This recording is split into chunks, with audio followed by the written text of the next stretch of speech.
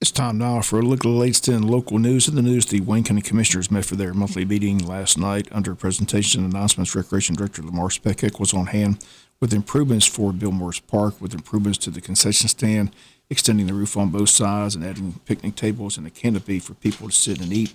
Also, additional lighting for some of the fields, and where the playground equipment is currently, a basketball court will be added and the playground equipment will be moved to a different area. And approximately $60,000 worth of improvements to Bill Morris Park approved by the board last night. SPLOST money will be used for all the details. Rick Director Lamar Speckek will be joining us this morning after State Senator Blake Tillery on the World Famous Butch and Bob Show to give us all the particulars and the improvements of what will all take place at Bill Morris Park and when it will all be taking place. And that's this morning. Rick Director Lamar Speckek is one of our special guests on today's Butch and Bob Show. Other news from the meeting, Elton Aswald, Bill Schuman on hand to present the 2021 Lamig Road surface contract, which is around $1 million of SPLOST funds that approved at the meeting, along with the changes to the subdivision ordinance. There was no executive session last night. And again, let's look at your county commissioners meeting from last night. City Council Jesup meets today at 7 p.m. at the Cracker Williams Community Center at 7 p.m. On their agenda under old business, discussion of board appointments. On new business, awarding a bid for a work truck for the wastewater treatment plant, awarding a bid for the 2021 Lamig Road resurfacing contract. City Engineer Bill Schuman on hand for that. Update on the Cracker Williams Park project. City Manager Mike Deal has that. Discussion of planning retreat. Mayor Keith has that on the agenda. Also an executive session to discuss the legal issue. Items with the City Manager, items with Commissioners, items with the Mayor. Again, that's it for tonight at 7 p.m. at the Cracker Williams Community Center. We'll be back with more news after this word from our sponsor of the commercial messages, so please stay tuned.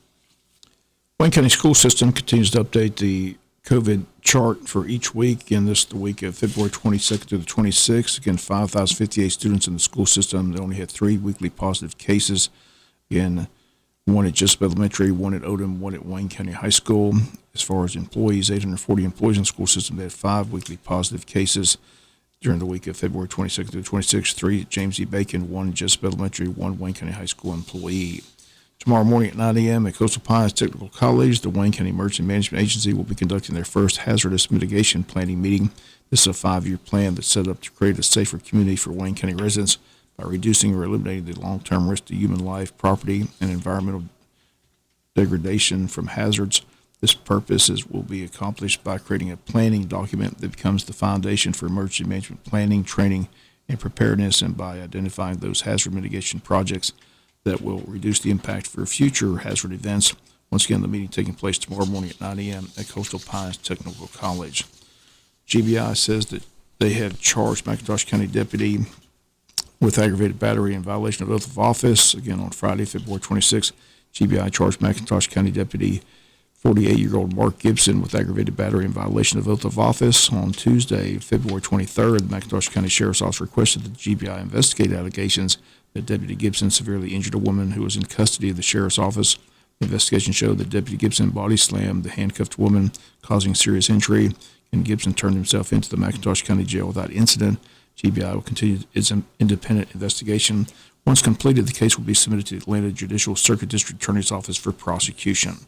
Tomorrow night, the Hospice of South Georgia hosting that family night. Again, takes place tomorrow at 6 p.m. at Sunset Boulevard, 1625, the Hospice building. Again, they state it's a meeting for children, teenagers, and parents to discuss ways to cope and heal during difficult seasons in their lives.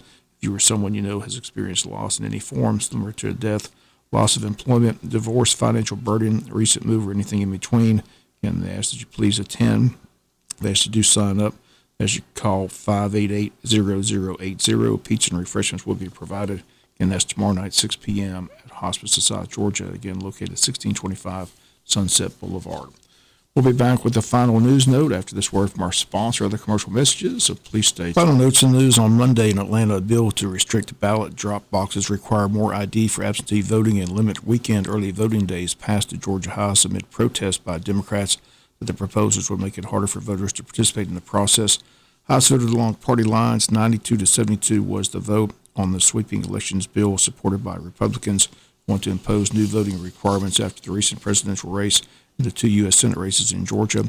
Democrats opposed the legislation, saying it creates obstacles for voting that would do more harm than good. The bill now heads to the state Senate, where a committee voted Monday to end no-excuse absentee voting, which would require most voters to cast ballots in person.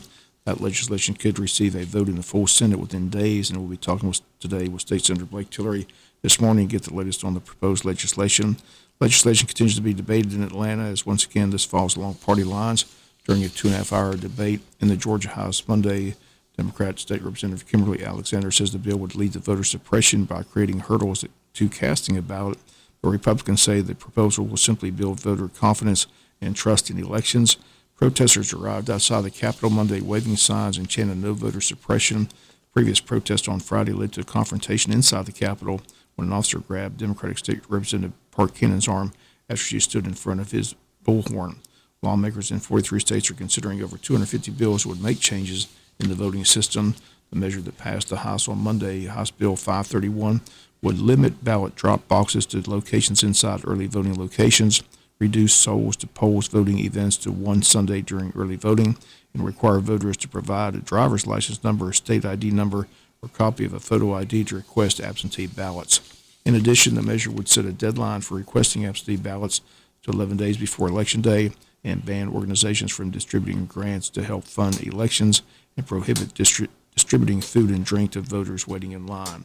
Under Senate Bill 241, absentee ballots would only be available to voters who are 65 years of age or over, have a physical disability, or are out of time.